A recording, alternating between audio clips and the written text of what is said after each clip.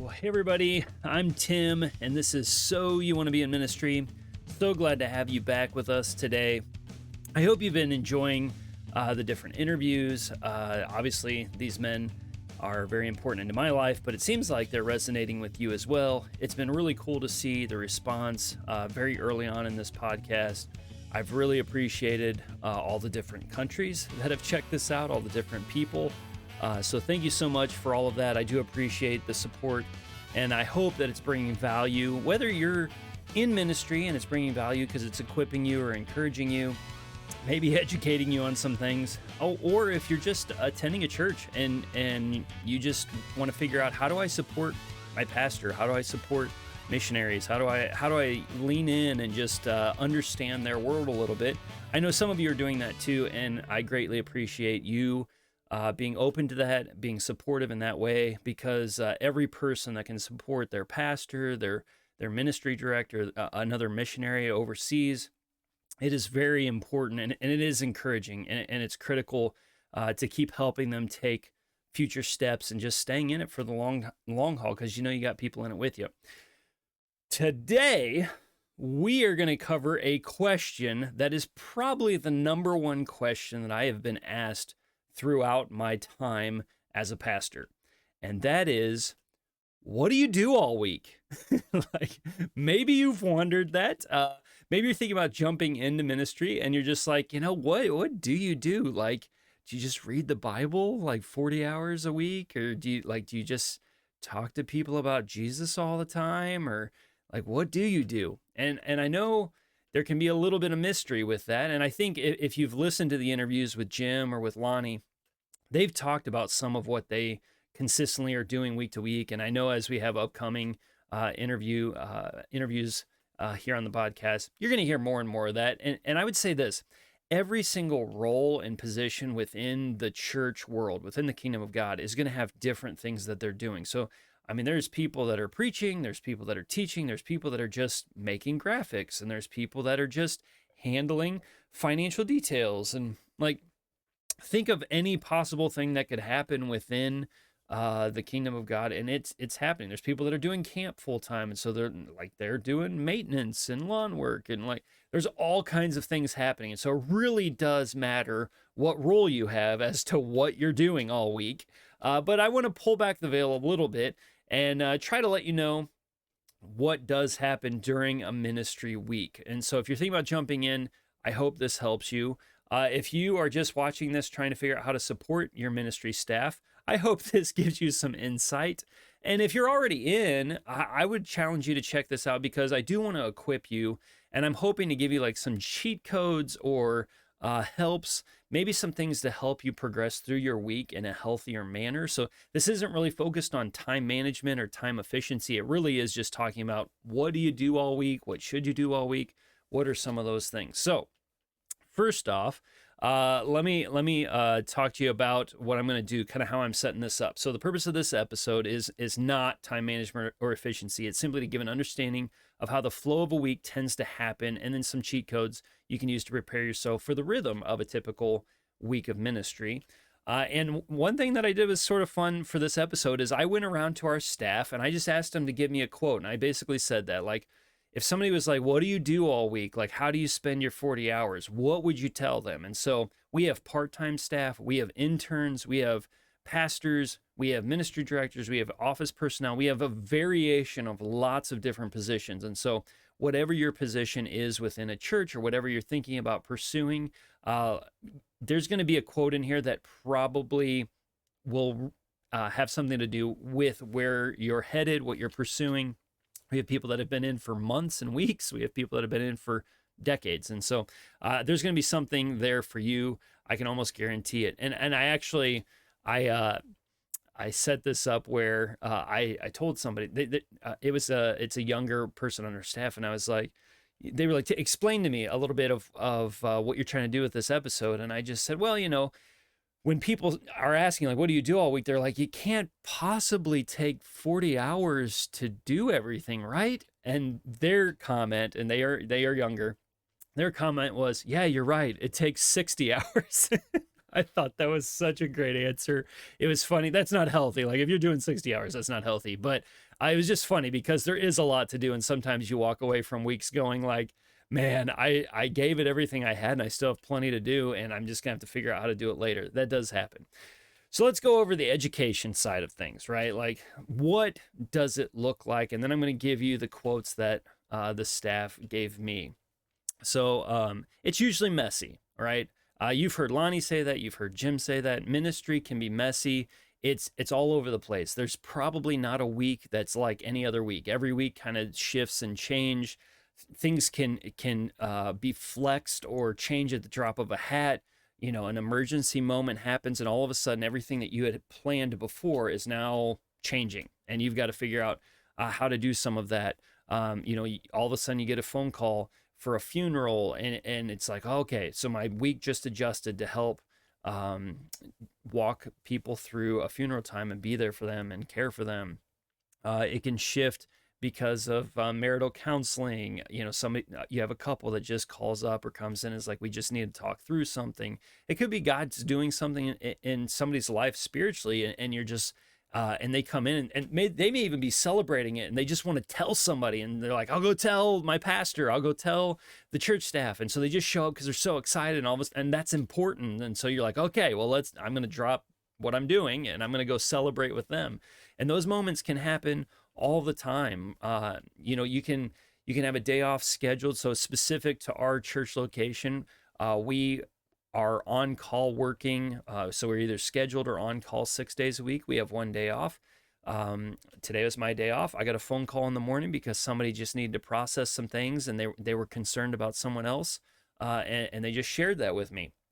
Of course, I'm going to, and it's an individual that I would absolutely give permission to do something like that. And so you just have to understand those things happen in any given week. And you have to you cannot let yourself get frustrated with that. You have to know this is part of what comes with it, but you can do some things on the back end that also protect you and protect your family. And we'll talk about those here in a second. So let's get into these quotes from our church staff. I'm just going to read them. I may give a comment, and then just to kind of talk about that a little bit, and then move on to the next quote. I have several. Our staff was very open to sharing with you. Most of them were laughing at this question because they've probably asked it themselves, but they were very open to just sharing. And I think they really wanted the church world to know what happens in any given week. And so once again, all kinds of roles, all kinds of ages, all kinds of experience. So here we go. First one I got.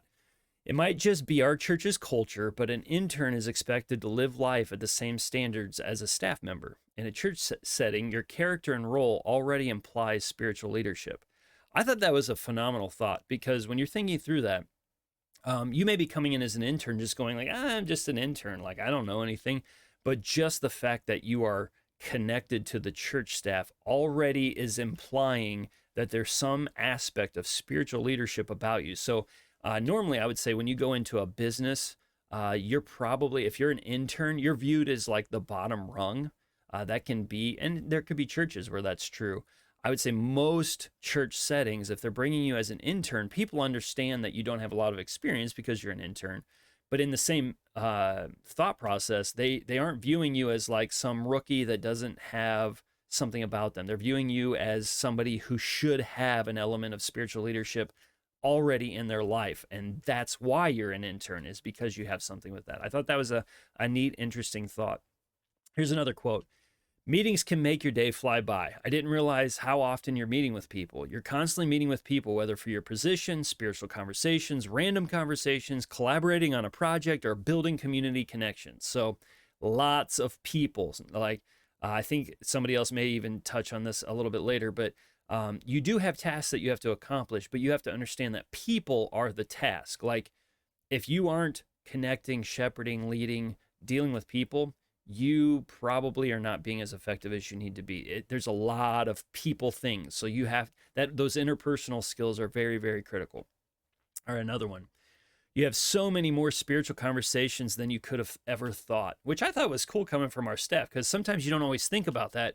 But that was definitely on the forefront of their mind, where they're like, man, we just talk about what God is doing in our lives all the time. And they were meaning very, very positively. They didn't mean it like negatively, like, can we stop talking about Jesus? Like, that's not what they meant. They're just like, man, I just didn't realize, like, you think you're probably going to do that, but it really does happen. People want to talk about Jesus with you. And so that's what they brought out. Your week flies by. It goes very quickly. Now, I know there's others that may disagree with this, but I actually would heavily agree with this. There's weeks that feel like they're dragging on, but most weeks you're just like, goodness, I could have used one more day to get stuff done. Like, that's probably, and it probably happens because of the people side, right? Like, either people are dropping in, or you're like, man, I wish I had one more day to just talk to these people because I didn't make it to them this week. Here's another one. I plan my week based on the church's needs. I have to make the schedule and rhythms balance with the church's schedule and rhythm, which makes sense. And this is probably like more of an operational person, where certain things have to be done at certain points during the week to get to the finish line for the weekend. And so you can say, hey, I want to do all this on Monday, but you may not get it until Wednesday or Thursday. And so you have to set your week up where you are doing the tasks that you have to get done at the times when you can do them. You can't always just do it on your own timeline. Sometimes they have to happen in the rhythm of the church. You need a lot of space for God moments because you're going to be disrupted regularly. Leave space or margin for building relationships. Once again, the interruptions, the messiness, the people-oriented, like, leave space. I thought that was really good. Ministry is you're in meetings and you don't know what the meetings are about until you're in them. I thought that was funny. This can be true. Lonnie, I think if you go back to Lonnie's interview, he even talked about, like, I hate meetings. Like, it's just a waste of time. There are necessary meetings, though. And I would even say this, kind of where I thought this person might even be going, was that oftentimes people can just call you and be like, hey, can we sit down and talk for a little bit? And you're in a meeting. You don't know why you're there. You just know that they were like, hey, can we meet? And all of a sudden you're like, oh, okay, so this cool thing happened with God. Or, oh, you're thinking about dating this person. Or, oh, this tough situation is going on in your life. But you didn't know what it was until you were in the meeting. I think that's probably a little bit more of what they meant with that one. Another one, my schedule is consistent as far as meetings, but I have to be willing to do work outside of the 9 to 5 hours. It's not just a normal job, it's ministry. Make time for the unexpected, but I expect the unexpected to happen. I thought this was a very wise, I can't remember who said it, but very wise and mature, where in ministry, it's not 9 to 5. You're not clocking out. You're not moving on to the next thing. There's rhythms and flows, and you got to remember, like, people may not be contacting you because they're working until 5 o'clock, and so they may be calling you at 6, 7, 8 o'clock because they finally got out of work, ate dinner, and called you. And you just have to understand there's rhythms and flows within people's lives, and you may have to make yourself available at times that aren't 9 to 5. But notice what they said, but I expect the unexpected to happen. If you set your schedule up in a way where you have an expectation of messy, crazy, flexible things to happen, you actually can navigate that week really healthy. Boundaries in ministry are so important. If you're doing relational ministry with people, they don't know that your weekday ends at 5 p.m., which it usually doesn't. That was their quote. So same thing there. You're trying to set up boundaries, but also understand our focus is people. Most of my time is spent pouring into others, which I think a lot of people overlook when looking at ministry jobs. There are certainly tasks to accomplish, probably as many as any other job, but the difference is that ministry requires that you accomplish those while still prioritizing people. So here's the task. I have to get these things done, but I also have to make people important. It's that balance. There's that tension there all the time where it's like, I still have things to do, but this person is important. And so I have to balance importance of people with importance of getting the job done, like whatever my actual task job is. There are ebbs and flows to a schedule. You'll have seasons where it's very busy and time is flying by, and you'll also have seasons where it feels slower and you might feel like you're more on an island. I think this is true too. In fact, I know that even my wife has talked about this, and I know in one of our interviews they talked about it as well, where you're going to have seasons and weeks, like the week leading up to Easter, maybe 2 weeks, and in Christmas season, they're going to be more full. Like it's the Super Bowl, it's the Daytona 500, it's the World Series. Like it's big time. Like it's a heavy season where a lot's happening, and you just have to know it's not because my family's not important. It's not because like I have to be careful just working 60, 70 hours, but there are seasons where it's just like, I need to do this. I need to do it right now. I love my family. They know I love them. I've made them a priority, but right now there's another thing that I have to take care of. And there's also times where you feel like you're in the middle, just networking with everybody. You have a team around you. And then there's other times where you're just like, man, I feel like I'm by myself. And that's where even relationships and networking is critical, which we'll talk about some other time. If I'm sitting in my office all day, I'm probably not doing my job as well as a shepherd. So I thought that was cool. Like just sitting in a job, like maybe you've had those thoughts where it's like, if you see them in the office, like they're probably meeting with people there.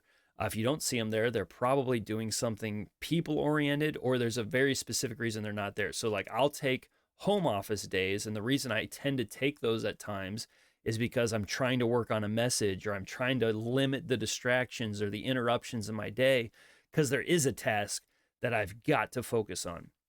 And so that helps with that boundary and that balance, right? Where it's like, I know people are definitely a priority. And so what I'm going to do is I'm going to limit my availability. So if they do need to have that conversation, they can still go to the office. They can still interact with people that they need to. They could, set up a meeting or whatever, and I will definitely get to them, but I have to block out this space to get this specific task done. Assimilation is a huge part. Connecting people, following up, and helping people take next steps with Jesus is a big part of discipleship in my role. And that is people-oriented. And it's not just being interpersonal, having interpersonal skills, or being people-oriented. It is with the intention of helping them grow in Jesus, right? That is the goal. And so this person really is bringing that out. That discipleship is a big part. I shepherd and care for people. The amount of time changes based off the needs of the people, right? Which makes sense. You have a lot of people just flooding to talk to you. It's going to take more of your time. If it's a week where it's just like, people are doing good and they don't need you. They don't need to talk. They don't need to celebrate. They don't, whatever. It may be less than, and you have to learn in those seasons when you have more margin, use it wisely, use it in a healthy manner. This next individual said the 80 to 95 tool. If it's 80% to the standard it's held to, is the extra time to get it to 95% worth that time commitment? So this is getting more into time efficiency, which I don't want to go too far into, but I thought it was valuable where it's like, I only have a limited amount of time. So if I'm getting an 80% on it and I want to get a 95% on this project, if it's going to take like 20 hours to get it to 95%, maybe it's not worth it. Or if it's a 90 and I'm trying to get a 95, but it's going to take 5 to 10 more hours, like maybe a 90 is okay if I have other things I've got to get to. So you do have to assess it. Like, is it good enough to move on, or do I need to like stay here and actually work on this more than it currently is, the state that it currently is at? This individual just kind of broke down their schedule into percentages. They said 50% of my week is trying to get ready for the weekend, 25% is checking in on families and caring for them, and 25% is administration and operations. And you're going to have that breakdown as well, and I'm going to get into that when we get into our equipping section here in a moment. There are preparation things that you do habitually every week. Then there are development, planning, and supervisory meetings. The rest of the time is kind of flex, where you're doing whatever happens that needs to be addressed, right? So I thought that was good. There's things that you have to do, like it's got to be a habit. I just have to get these done every single week, maybe at the same time every single week. I have to have certain meetings just to make sure that we're moving forward in an effective and healthy way. And then I've got to leave margins, because I know at some point during the week, things are going to happen and I've got to be able to flex some things. So I thought that was interesting too. So that was the quotes from individuals. So let me kind of sum some of this up. In other careers, you have the luxury of clocking in and clocking out. If people see you out in the community, it could be very possible that they will start talking to you about a church event, something spiritually going on with them, airing a grievance, or trying to get some quick counseling or advice from you. You have to understand that your job is primarily spiritual leadership. It doesn't matter what your role is. If you are on church staff, your role is primarily spiritual leadership and secondarily anything else you do. I might argue that it should be that way for a Christian, not just church staff, but it is naturally true within the American church culture, and I'm sure that's true in other nations as well. I just happen to know the American church culture specifically. Make sure you're keeping yourself spiritually full by spending time with Jesus daily, or almost every day. Everybody's going to have that day where it's like, oh man, I totally forgot, or the day got away from you, or you went to sit down and do it, and it just something happened, like with a child, or your spouse asked you to take out the trash or something. All of a sudden, you just never made it back. It wasn't intentional. It just happened. It's easy to cheat and try to have your time with God by studying for a lesson or a message or something like that. Don't do that. Let God have conversation with you in a personal time with Him. Don't try to cheat on it. Give yourself margin and give yourself time to have that interaction with God where it's just you and Him. It's not about a role within your church. It's not about your role as a staff member or a pastor. Like, spend time with God. It's just critical. You need time to focus on Him. You need time to spend in prayer for Him, for your family, or for your church, for your family. Just acknowledging who He is, all of that. You need that. Because if gas runs out of that vehicle, think about it. Okay, let's use an illustration. Trying to do an extended season in ministry without spending personal time with God is like trying to drive cross country, do a cross country trip without gas in your car. All right, you can keep that vehicle going after the gas runs out, but you will eventually grow tired and weary trying to push the car yourself after it hits empty. And you will run out of gas and you will crash and burn, and you won't have anything left. You've got to keep yourself full of the Holy Spirit, have that interaction with God to keep your tank full. I want to give you a couple verses here. So 1 Thessalonians 5:23 through 25 says this. Now, and you will hear me use these verses a lot. I say them a lot. You may have even heard them already, but it says this. Now may the God of peace Himself sanctify you entirely, and may your spirit and soul and body be preserved complete, without blame, at the coming of the Lord Jesus Christ. Faithful is He who calls you, and He will also bring it to pass. Brethren, pray for us. We need to be praying for each other, but hear that. If God is calling you to a specific task, He's going to bring it to pass. He's the one that's going to do it inside of you. So don't think I just got to keep going. I just got to do it. No. Spend that time with God. Block out that time. Let Him do what He needs to do in you, because what He does in you is going to come out of you, and it's going to actually accomplish the task He wants to accomplish, not the task you think you need to accomplish.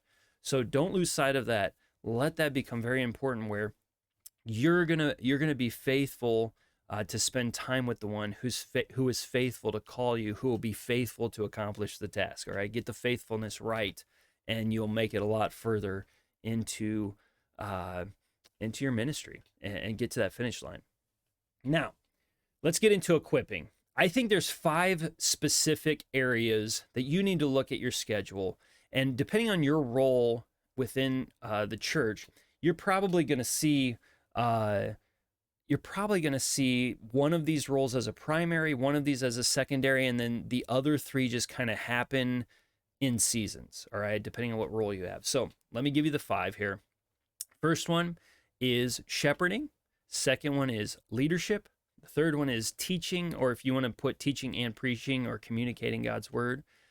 Fourth one is operations, and the 5th one is outreach. So more community-driven things outside of the church. You're going to have one of those 5 is going to be your primary. One of those is going to be your secondary. So if you're a bivocational pastor, you're probably the only pastor. You might be the only church staff member. Maybe you have an office manager that just kind of watches the office while you're not there. Your primary role is probably the preaching, teaching, and maybe that shepherding. And so it's hard to get those other things done. I get that. If you're part-time, you may only have one specific role and you're just trying to balance the other four.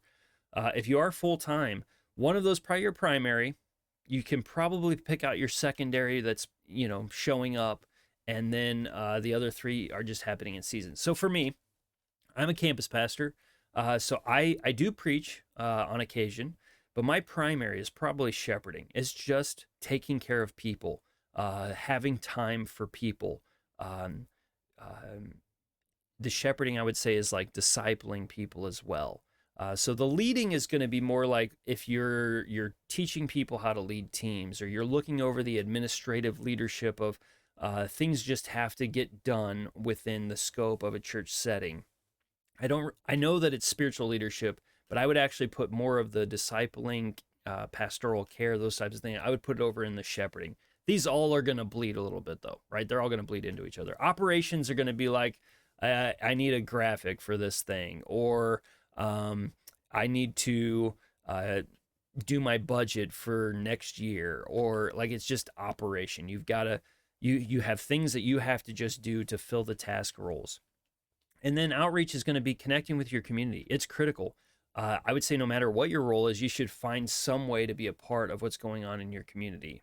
You may have more of a primary, like heavy role in this, and you may have more of a secondary or third role where it's happening, and it's happening more on a personal level than a church staff level, but it needs to happen within the scope of who you are, because Christians should be impacting the community around them. Like that's a Christian thing. That's not a church staff thing. So to some level, you should have some impact in your community and in outreach.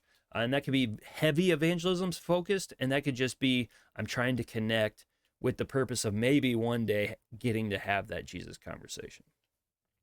What are some other things? Like, let me give you some helps here on things to do to help set up boundaries or help you navigate a ministry schedule, a weekly schedule, a little bit more effectively. First off, I personally would say take email off of your phone. Get it off of your phone.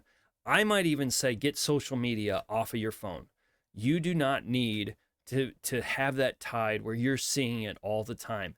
If you want it on your phone or you need it on your phone for a specific purpose, I would say take the notifications off. You don't need to see the little, if you're Apple like me, you don't need to see that little red number that's telling you how many notifications you have there. Like, take it off. Like, if you go into it, it's on your own time and you're not going to spend a lot of time there. But I would actually just challenge you to leave it off. Let that be something that happens when you are just naturally on a laptop or computer. Let it happen there, but don't carry it everywhere with you. Like, you don't need to read those tough emails. You don't need to see those social media posts when you're just trying to be out in the community or with your family. Like, you don't need to see that. Take it off your phone. Another thing that I would encourage you to do is schedule family time. Like, actually put it on your calendar every week. And that may sound weird, but the reason I do that is, one, so I don't forget about my family, right? Like, I tend to be a checklist type of guy. And so maybe you're like me, maybe you're not. But so for me, it's a checklist thing where I can just go, I need to be intentional about my family. The other thing that it lets you do is if somebody's trying to schedule a time with you, you have blocked out that time where you just simply say, I already have something scheduled for that time period. Can we do another time? Most people are not going to be like, oh, really? What do you got at that time? Like, that's, if I got people that are that unhealthy, I may even question if I'm giving them a whole lot of time in my life. But in the aspect of just family, like, most people are just, even if you just said, well, we have a family thing, most people within a church setting are just going to be like, oh, I get that. Like, yeah, go hang with your family and we'll figure out another time. So schedule family time every week to just make it important, block it out, be intentional, those types of things. If you can, here's another thing, have a separate work number from your cell phone number. You do not need to be getting personal phone calls. Now, some people, their churches will make their cell phone part of their overall salary package. If they've done that, they've already told you your cell phone number is part of the package. We're paying for it for you to be available. That's not true at my church. We actually have a separate number that people can call, and it goes straight to my cell phone. So like if I I can click a button and I'm available, and it'll go straight to that, and I'll answer. And I can click a button and it shuts it off. And it doesn't mean that I'm, nobody can get a hold of me. It just means as far as a work number, you can't get a hold of me right now. And so maybe it's just an office number, like at the office, they can leave you phone messages, but try not to send everything to your cell phone. It'll help you have boundaries and set things aside at specific times within your week. And then you might have to silence or turn off your cell phone at times. You do have to be careful and sensitive with this because emergencies can happen. I'll give you one example. So, I had I was trying to establish boundaries a few years ago because I was in unhealthy rhythms, and I was like, man, I've got to get better with this. And so I had a church member contact me later at night, like it was definitely on the verge of bedtime, what would normally be bedtime. They called me. They normally didn't call me. Like it was a really rare, weird situation. But because I was trying to develop rhythms, I said, nah, I'm not going to answer it. Well, my wife was just like, yeah, you need to see what's going on. So I did. Well, they had a hospital situation where there was an emergency. They were there. And I'm so glad my wife said, please check that out, because it let me be a part of a family's life where I wouldn't have been available. And so you've got to find that balance, right? You got to find that balance, set up the boundaries, but in emergency moments, you've got to be available. And you've got to kind of have an idea. If it's serious enough, I need to be there. That doesn't mean that you're available for every single thing that's ever happening in people's lives. But there are moments and there are individuals that you need to be there for them. And so make sure you're doing that. Last thing here. So on the encouragement level, let me give you a few things on the encouragement level. If you're getting burnout, if you're trying to make it to the finish line, maybe you just know, okay, retirement's coming, or I've run my race within ministry and it's time for me to go do a different career path. It can be easy to kind of slow down, become apathetic, not care anymore, get burnt out. People's spiritual lives still matter, even in those moments. You may be struggling. People's spiritual lives still matter, even when you're struggling. So you may need to take time away. So schedule time away. If you have vacation, and you should have vacation, you need to go on vacation. So if you're bivocational, part-time, maybe you don't get paid for that time from the church, or maybe you're trying to figure out how to manage that with another job. Figure it out. Get time away. Schedule it. Get refreshed. Get space. Get margin. One thing that I do every single week is I have a block of time that I schedule in my calendar that is I just schedule margin, because those crazy, messy, random conversations happen. And I'm like, when am I going to get this done? And I've built it into my schedule that I just throw everything into that bucket as things would come up and happen. I throw it into that time slot so that I have time to actually do it. So make sure you're doing that. If you're scheduling vacations, set yourself up for a win. Please set yourself up for a win. I've made mistakes in this. I am not perfect in this. And so when I'm talking to you about this, I'm talking as somebody where I understand the critical nature of this.